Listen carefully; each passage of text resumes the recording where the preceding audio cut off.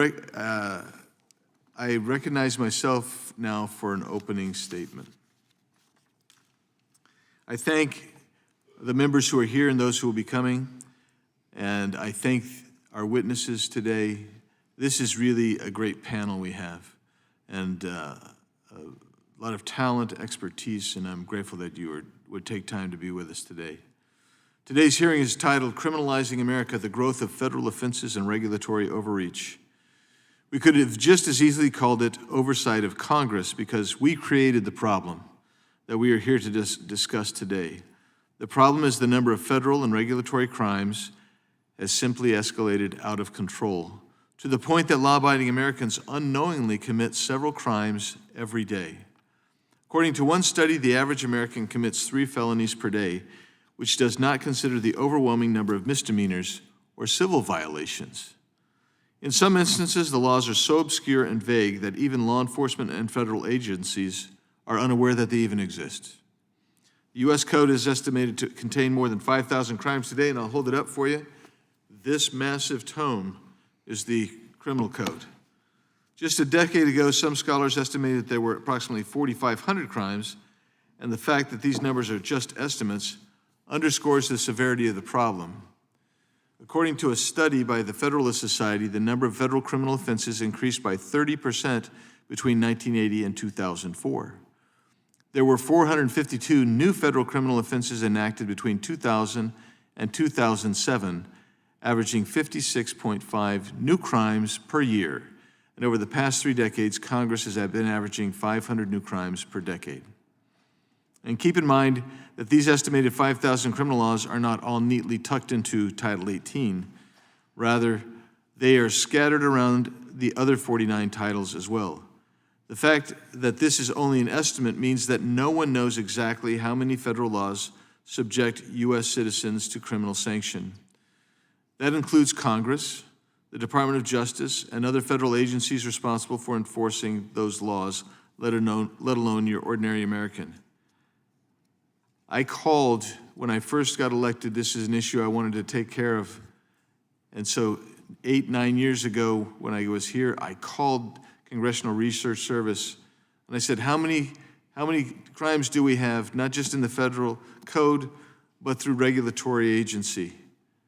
They said, I'm not kidding you when they said, and I tell you this, they said, no one knows.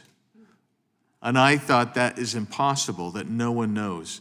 But estimates have that at over 300,000. And so I guess it truly is, no one knows. So how did we get here? After all, our founding fathers first enumerated federal crimes in the Crimes Act of 1790. And that act enumerated 23 federal crimes and established punishments for those crimes. Among others, the Crimes Act of 1790 established crimes for treason, piracy, and counterfeiting. While the legislation did establish some crimes against the person, such as murder, and crimes against property, such as larceny, the federal jurisdiction of those crimes was limited to federal property and federal territories. Over the past century, Congress has lost its way. Instead of methodically and deliberatively crafting a common-sense criminal code, Congress acted in a knee-jerk reaction to every minor and major crisis. In doing so, Congress believed that there always had to be a federal response to every headline and every breaking news story.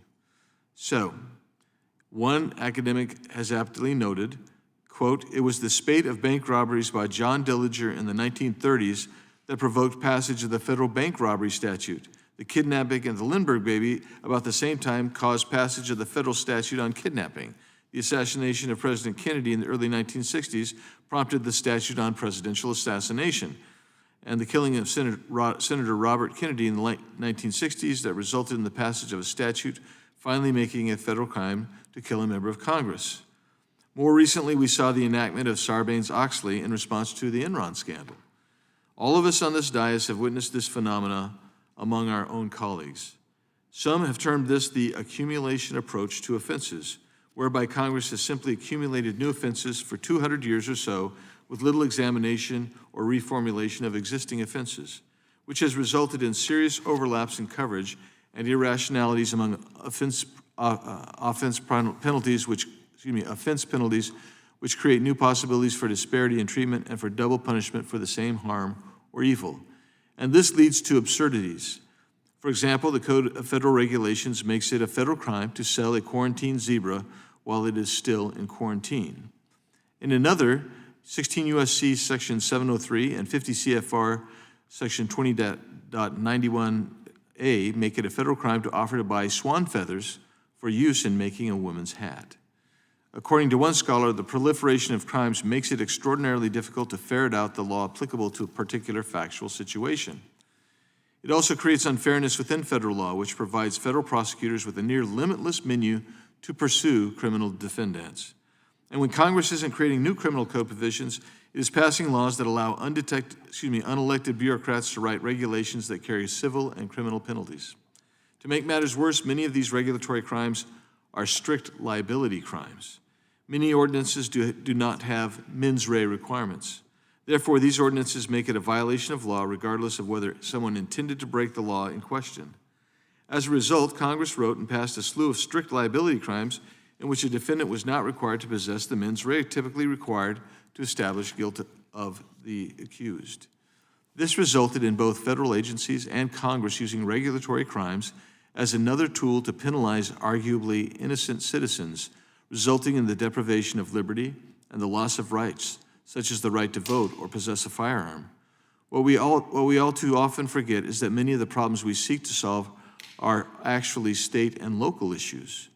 Under the federal system, the United States Supreme Court has observed that, quote, states possess primary authority for defining and enforcing the criminal law, and our national government is one of delegated powers alone. Under our federal system, the administration of criminal justice rests with the states, except as Congress, acting within the scope of those delegated powers, has created offenses against the United States. But Congress has not relented and continues to add federal crimes to our federal code. Congress can and should restrain from over-legislating on issues that should be left to state and local governments. This hearing is an opportunity to examine potential legislation introduced in past Congresses to restrict federal agencies' ability to criminalize conduct that a reasonable person would consider lawful. Thank you. I look forward to hearing from our witnesses and the members.